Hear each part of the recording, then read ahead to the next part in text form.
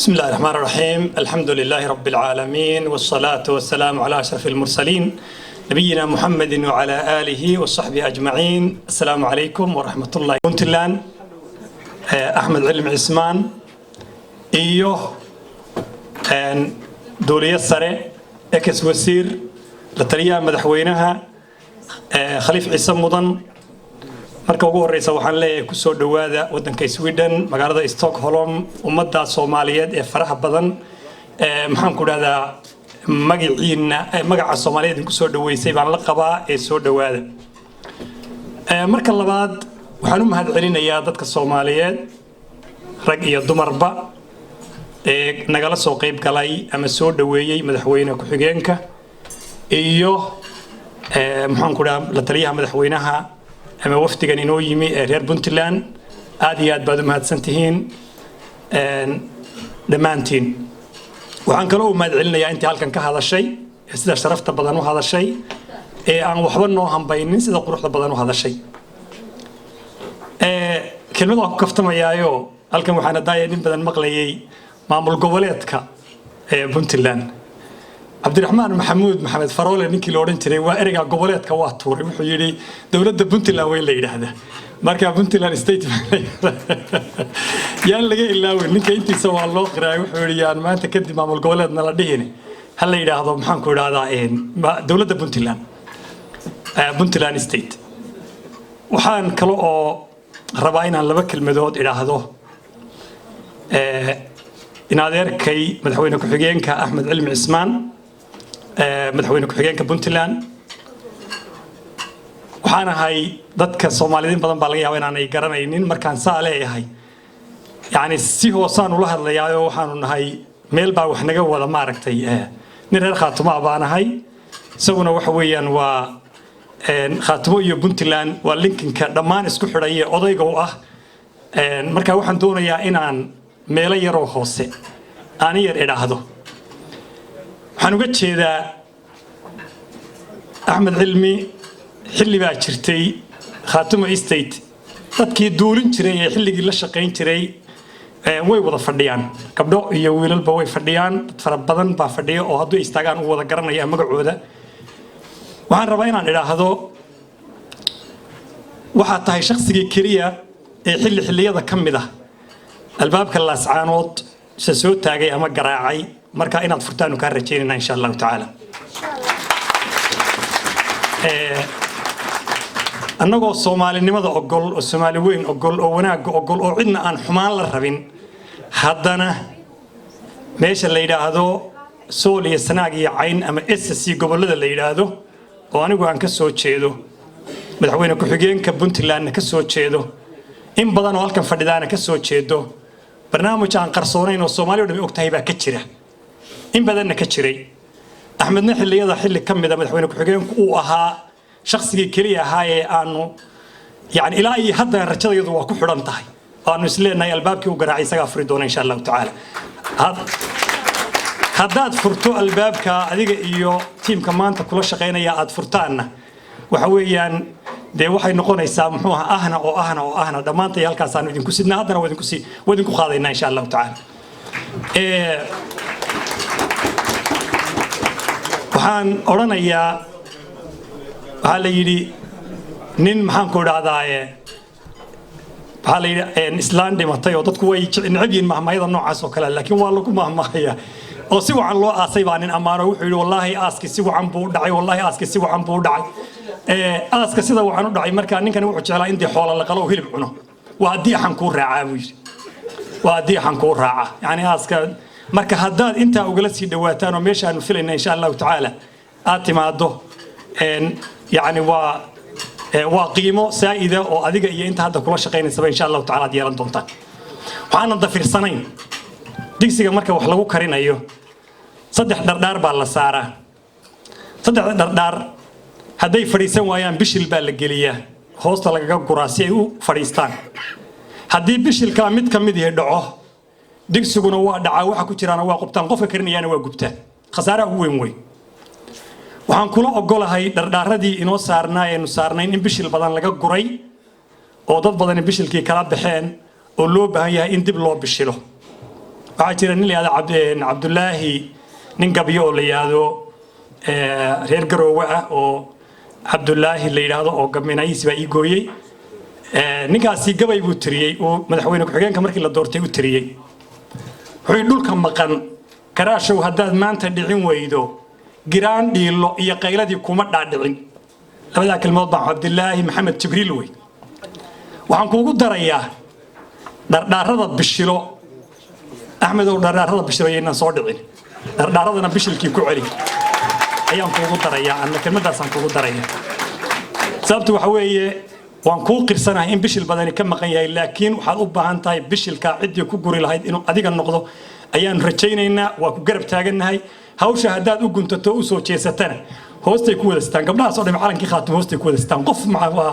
laakiin waa dhigaynaa ka Puntland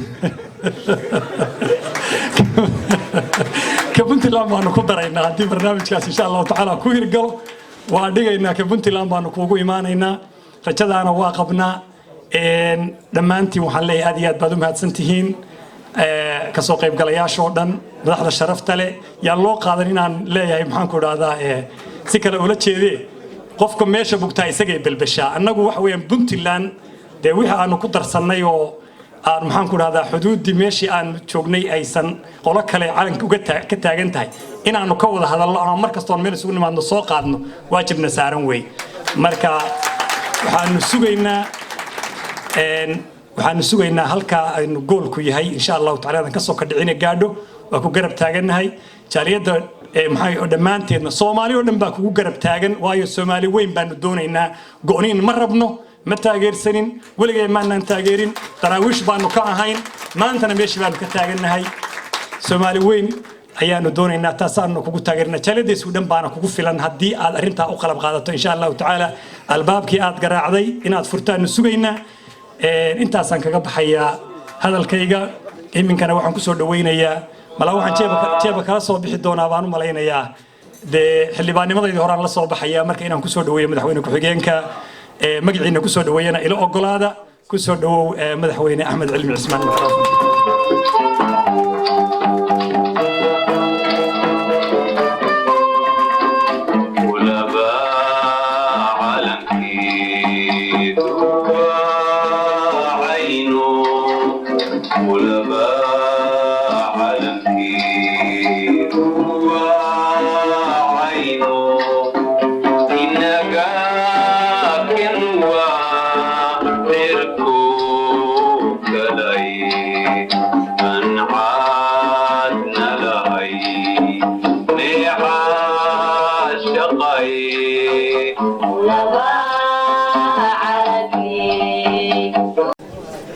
qolada ka ajiibtay ee Soomaaliyeed oo ay ku xigaan saxaafadda iyo media iyo in Allah intii ka soo qayb gashaba assalaamu calaykum waraxmatullaahi wabarakaatuh salaan ka bacdi waxaan mahad celinayaa ama aan aad iyo aad ugu faraxsanahay xafladda tan aanan indhoweed arag ama lay sheegayba oo la yidhi waa tii ugu horreysay ee laga dhigo halkan oo sidaas oo kale ah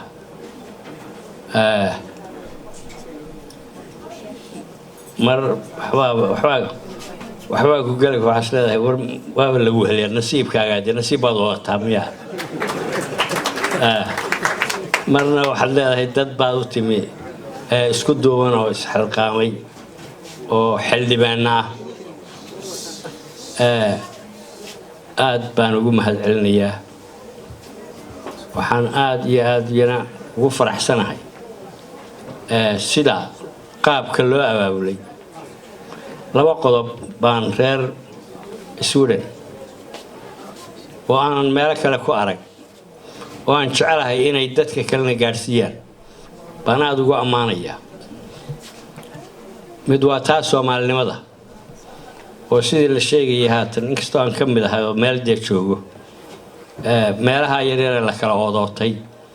oo runtii maamul goboleedyada lagu sheegayo oo ah qaan anigu qabo madaxweyne ku xigeenka qabyaalad siloon waa reer siloon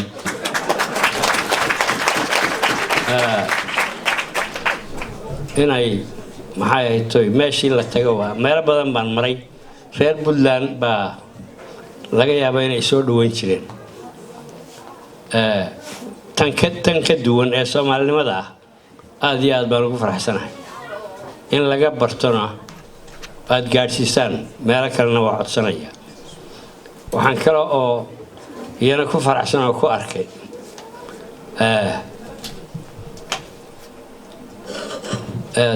dumarkii Caasha iyo maxay tahay iyo dumarkii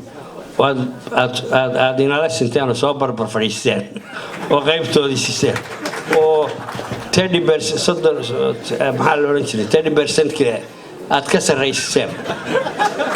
taana aad iyo aad baan idinku mahadcelinayaa uguna faraxsanahay waayo waxaan isleeyahay dee way ka sameysteenoo guriga iyo abaabulka iyo intaas haddaan ka gudbo wax allaale wixii halkaa laga sheegay aad iyo aad baan ugu faraxsanahay waxaan u qaadanaa hadday canaan tahay iyo hadday tilmaan tahayba mid constructive ah mid xumaana oo arki mayno mid wanaaga oo toosina oo haddii aaba kuranayay wanaagna lala jecel yahay oo Soomaalina lala jecel yahay baan u qaadanaa marka hore taa qabsada suldaan ما socdaal aad iyo aad baan ugu faraxsanahay kelmadiisii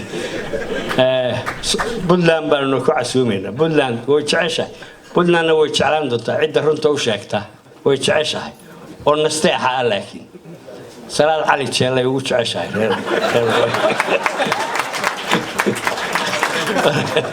barka salaad cali jeelay labaad baad u noqon doontaa Puntland haddii alla iyo taana waxaan u arkaynaa inay nasteex ahayd Soomaalinimo iyo halkii aad ka filaysay Puntland oo aad maxay tahay aad u tilmaamaysay Puntland runtii way tahay hooyada Soomaaliyeed waana ku doodaa waana isu dhigtay waana ku shaqaysaa dhowr qodob baan idin sheegaya wax horta goboladu ayaan dhaweydna waa ka hadlo Puntland iyo federaalku isma hayaan ismana qaban doonaan way idinku bushaareynaya isma hayaan waxa haddaad maqasheen qanjarafooyin baa waxaa jira waa waxaan ku mahmahay laba dhaxal isku haysta maxay isu yihiin lama yiraaho la dhaxal bay isku haystaan waxay wada leeyihiin haddii aad waxyaabo maqashaan waa dhaxalka la isku haysto wax ka weyn ma jiraan runtii mana jiri doonaan waayo Puntland ilaa taariikh hore oo la sheegayay oo tii gobonimada ahayd ilaa kuwan dambe aad bay diyaar ugu tahay in maxay tahay ay Soomaalinimo ka shaqeyso taa iyada waxaana sidii uu sheegay hadda jananku qaliif oo iga horeeyay madaxweynaha Puntland hadda markuu Kismaayo ka soo noqday wuxuu ay isla soo qaadeen madaxdii halka ku arkeen inuu xil qaado isagoo Puntland ay xil qaado oo uu hawsha iyada dhex galo oo Puntland ay qaato runtii ololaheedana waanu ku jiray oo ku tashoonay in Puntland ay gogol dhigto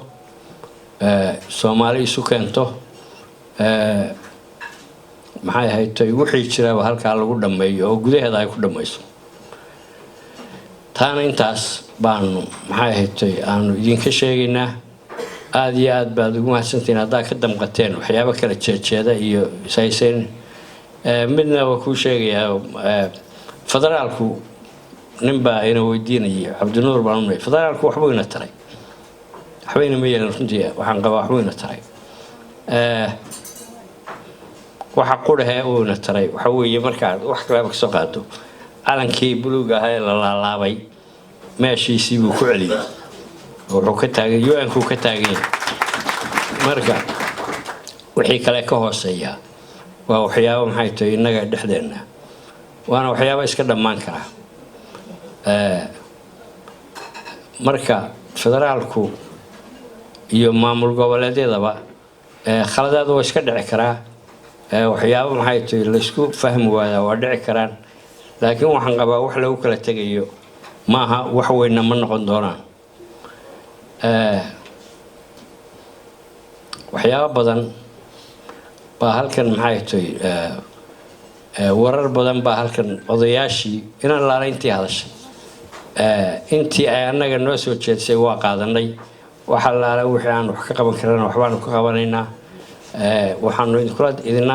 waxaanu u qaadanaynaa fariin iyo saxitaan iyo dardaaran waa qaadanaynaa haddii alla yidhi waa la noqonaynaa waxaanu idinkula dardaarmaynaa idina inaad sidaas isugu duubnaataan waxaan kaloo rajaynayaa inay noqoto meeshii soomaalinimadu ka bilaabantay soomaalnimadii baabaaday meeshay ka bilaabantay oo xeryaha yaryara la kala ootay ay ku soo noqon lahaayeen inay noqoto Sweden community-geena Sweden inaad halkaas maxay tahay ka bilowdaan sida aad u haysaan waqti waa waqti dambe aad iyo aad baad u mahadsantiin waa idinla joognaa wixii kale xansho shaqeeyo wixii warar hoosaada mid